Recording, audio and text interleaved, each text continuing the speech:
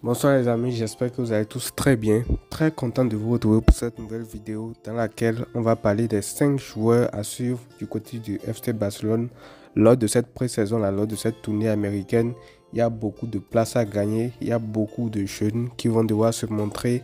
Vous savez qu'une pré-saison peut changer beaucoup de choses dans la carrière d'un joueur. Ça peut le révéler, ça peut l'aider à se lancer, à gagner une petite place de remplaçant dans l'équipe première. Bref, on connaît tous cette importance-là de la pré-saison, encore plus dans un Barça qui est assez décimé, entre guillemets, parce qu'il y a beaucoup de joueurs qui ne sont pas encore revenus. Il y a d'autres qui sont au JO, ceux qui ont gagné l'Euro sont en vacances. Donc bref, le mercato aussi n'a pas encore commencé. Donc l'équipe sera très vide en termes de consistance et beaucoup de joueurs vont pouvoir gagner leur place. Donc dans cette vidéo-là, on va parler des 5 joueurs clés à suivre lors de cette pré-saison du Barça aux États-Unis. Et sans plus tarder, on va commencer donc avec le premier joueur qui est tout simplement monsieur Marc Casado. Marc Casado, pourquoi? Parce que vous le savez tous, c'était le capitaine de l'équipe B lors de la saison passée. Ils ont même failli monter en division 2 avec Rafa Marquez. Ils ont perdu le dernier match qui ont fait qu'ils ne sont pas montés en division 2. Et il vient de signer un contrat avec le FC Barcelone, un nouveau contrat qui lui permet de jouer désormais avec l'équipe première. Donc c'est un joueur qu'on va beaucoup voir cette saison. Et quoi de plus pour lui que de jouer dans ce Barça là où il n'y a pas encore de numéro 6 attitré. Quand on sait que c'est son vrai poste, il y a vraiment une place à gagner pour lui. Alors le potentiel du joueur, on le connaît, c'est un joueur qui est extrêmement prometteur, c'est un 6 de métier. Il est très fort pour récupérer les ballons, il a une très bonne lecture du jeu, il a une très bonne qualité de passe aussi. Sa petite taille peut lui faire défaut sur des duels aériens, mais il compense quand même pas son intelligence de jeu et pas beaucoup d'aspects qu'il a énormément et tout. Et il y a quelques jours, Flick parlait des jeunes qui sont à l'entraînement et qui ne font pas baisser le niveau général de l'équipe. Je pense que Casado, sans le citer, fait partie de l'un de ces joueurs-là dont il parle parce que c'est un joueur qui a énormément de talent et il sera très important à scruter lors de cette pré-saison-là qui pourrait le lancer enfin avec le Barça. Ça fait quelques années maintenant qu'on parle de lui en équipe première. La saison passée, il a eu quelques matchs, quelques bouts de matchs à jouer avec l'équipe première. On a vu tous de quoi il était capable contre l'Atlético, contre Cadiz aussi, je crois, où il a fait de très bonnes entrées. Et je pense que c'est un joueur qui va faire énormément du bien au Barça la saison prochaine. Même si on finit par recruter un vrai 6 de métier, on aura besoin d'un joueur comme lui en équipe première, que ce soit dans la rotation ou pour rentrer de temps en temps jouer des matchs avant de grandes échéances pour faire reposer les titulaires et tout. Donc c'est un joueur qu'il va falloir suivre lors de cette pré-saison-là. On passe maintenant au deuxième joueur à suivre lors de cette pré-saison-là, qui dans la continuité du premier est monsieur Marc Bernal. Alors monsieur Marc Bernal, c'est pratiquement le même profil que Casado. Ils ont même évolué ensemble en équipe B aussi. C'est un joueur qui est numéro 6 de métier aussi. Lui pour le coup c'est un gaucher. Et contrairement à Marc Casado, c'est un joueur qui est beaucoup trop élancé, 1m91 je crois. Comme taille, donc c'est un joueur qui est très grand, il est intelligent balle au pied, il sait donner de bonnes passes, il a une bonne vision du jeu aussi. C'est un joueur qui est très technique. De toute façon, les joueurs de la Masia, c'est la base pour eux. C'est un joueur qui relance bien également le jeu et tout. Donc, il a encore quelques petites lacunes. Malgré tout, c'est un joueur qui n'a encore jamais joué en équipe première. Donc, il y aura peut-être un peu de pression sur lui et tout. Donc, il a de bonnes capacités, mais sans plus, on va voir aussi ce qu'il va donner avec l'équipe première. Comme Casado, lui aussi, il aura gros à jouer lors de cette pré-saison là parce que, comme je vous l'ai dit, la place poste de numéro 6 est vacante actuellement. Tant que le Barça n'a pas recruté un vrai 6 de métier, il y a de la place à se faire. Donc, une bonne pré-saison pourrait changer également sa carrière à lui aussi. On se rappelle de Fermín López qui a été découvert l'année passée. Lors du Classico, il envoie une patate contre le Real Madrid. C'est ça qui fait que lui, pour le coup, il rejoint l'équipe première.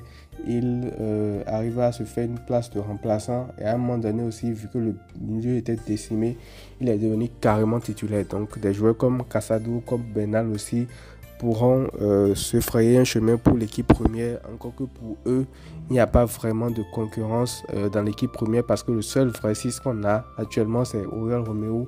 C'est un joueur qui a prouvé qu'il n'a pas le niveau Ensuite, tu as en option Christensen aussi, mais c'est un DC.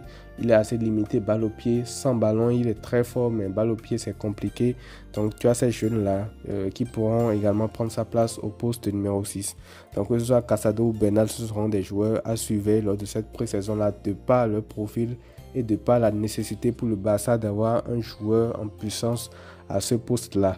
On passe maintenant au troisième joueur à suivre lors de cette pré-saison qui est Monsieur Alejandro Balde. Alors, Alejandro Balde, pourquoi? Parce que ça fait près d'un an maintenant qu'il est blessé. Il s'était blessé lors de la saison passée, en janvier, je crois, lors d'un match contre l'Atlético Bilbao, où le Barça se fait sortir en Coupe du Roi. Donc, il est blessé depuis ce temps-là. Mais lui, pour le coup aussi, au début de la saison passée, il avait montré des carences, il avait montré des manques par rapport à ce qu'il avait pu montrer lors de sa première saison. Parce que lors de sa première saison, il était absolument injouable. Il a relégué Jordi Alba sur le banc. Entre autres, il est devenu titulaire indiscutable avec le Barça. Et à la fin de la saison qu'il a faite, Jordi Alba a dû quitter le Barça carrément parce qu'il y avait une galaxie d'écart entre les deux. Il était très très bon sur le côté. Il a marqué un but aussi contre l'Espagnol Barcelone lors du match qui donne le titre au Barça. Il a été important, il a fait beaucoup de passes ici pour Lewandowski, pour les attaquants et tout. Donc franchement, c'est un joueur qui a fait une très bonne première saison. Contre le Real Madrid aussi, le Classico de la Super Coupe d'Espagne, il met un vent à Dani Carvajal, ce Classico-là aussi. Donc, il a des faits marquants comme ça lors de sa première saison. Mais force est de constater que lors de sa deuxième saison, c'est un joueur qui a beaucoup stagné, qui avait du mal à prendre ses repères sur le terrain. Juste avant sa blessure, on ne le reconnaissait plus du tout. Et lui aussi, il aura à jouer sur cette pré-saison-là parce que c'est un profil qui doit évoluer. C'est un joueur qui a atteint, je pense, une certaine vitesse de croisière et qui doit maintenant passer un nouveau palier, qui doit se développer encore plus, qui doit développer un nouvel aspect de son jeu pour se rendre encore beaucoup plus imprévisible. Et Hansi Flick, par rapport à lui, connaît son profil, a développé un joueur similaire à lui qui est Alphonso Davies et il saura comment faire avec lui. Donc j'ai hâte de voir également ce que Balde va donner sous Hansi Flick. Hansi Flick pourrait être un coach qui va marquer un tournant dans la carrière de Alejandro Balde. Xavi a été celui qui l'a lancé, qui lui a fait confiance, qui lui a fait gagner sa place de titulaire. Et là, maintenant, il est en train de stagner. Donc, je pense qu'avec Hansi Flick, qui connaît un profil pareil et qui a déjà fait un travail avec un profil similaire, pourra lui apporter grandement des choses aussi. Il a d'ailleurs reçu le feu vert médical de l'équipe médicale du Barça aujourd'hui, ce qui veut dire qu'il pourra jouer les matchs lors de la pré-saison. Donc, j'ai hâte de voir ce qu'il va produire également. On passe maintenant au prochain joueur à suivre lors de cette pré-saison qui est Michael Faye. Alors, Michael Faye, c'est le joueur dont on parle déjà depuis plus d'un an aussi maintenant. C'est un Sénégalais défenseur central. Je pense que vous le connaissez tous. C'est un joueur qui est monstrueux défensivement, offensivement. Et aujourd'hui, en défense du Barça, il y a notre meilleur défenseur en la personne de Ronald Araujo qui est blessé actuellement, qui s'est blessé lors de la Copa América et qui ne sera pas présent avec le Barça jusqu'en fin d'année 2024, ce qui veut dire que jusque-là, on aura vraiment un chantier au poste de défense centrale. Là, à l'heure actuelle, on aura un Koundé qui peut évoluer à droite. On a un Koubassi qui peut jouer dans l'axe. Il y a un Christensen aussi qui peut jouer dans l'axe. Inigo aussi. En sachant que Christensen, lui, peut jouer 6 parfois. Donc, il y aura une place, une vraie place à gagner à ce poste-là de défenseur central. Ce qui veut dire que s'il fait une très bonne pré-saison, en vue des adversaires qu'on va même rencontrer, il pourra aussi gagner petit à petit sa place dans ce 11-là, en attendant que Araujo ne revienne pour la deuxième partie de saison. Parce que Araujo, son retour annoncé pour décembre 2024 par là, donc pratiquement tout après la première partie de saison, il y a un vrai boulot, une vraie place à gagner pour un joueur comme Michael Faye qu'on adore depuis longtemps et qu'on a hâte également de voir. Donc je pense que cette pré-saison-là sera cruciale pour lui aussi. Elle pourra marquer un retournement de situation dans sa carrière tout simplement.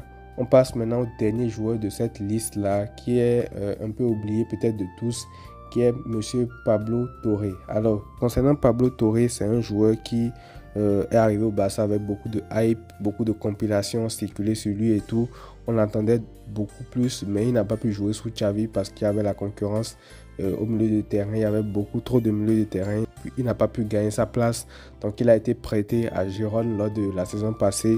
Il connaît maintenant le championnat. Il a une expérience en Liga. C'est vrai qu'il n'a pas joué tous les matchs non plus à Gérone parce que Gérone, c'était une équipe qui tournait très bien lors de la saison passée. Ils ont fini 3e de la Liga. Bref, Vous connaissez ce qu'ils ont produit en Liga la saison passée. Donc, un gamin comme lui n'a pas pu se faire les dents correctement. Il n'a pas pu jouer tous les matchs non plus, mais il est rentré quelques fois. Et voilà, il revient de près de Gérone actuellement. Et là, pour le coup aussi, il atterrit dans un Barça où il y aura une vraie place à gagner au milieu de terrain parce que actuellement, là, Gavi est blessé, Frenkie de Jong est blessé. On ne sait pas s'il va commencer la Liga avec le Barça. Fermín Lopez est au JO. On ne sait pas quand il va revenir également. Si l'Espagne va au bout, il pourrait manquer les premiers matchs de la saison. Donc, actuellement, là, au milieu, tu as Oriol Romeu, tu as un Gundogan. Et voilà, il y a Casado, les jeunes là qui sont là, qui peuvent gratter également une place. Donc, il y a vraiment une place aussi à aller chercher au milieu de terrain, en tout cas pour ce début de saison-là. Et je pense que s'il fait une très bonne pré-saison, il pourrait également rentrer dans les plans de Hansi Flick, ne serait-ce que comme remplaçant déjà en début de saison à cause de toute la place qu'il y a à se faire. Encore que Gavi aussi va revenir en novembre de ce qui se dit et tout. Donc, lui aussi, il aura une vraie carte à jouer.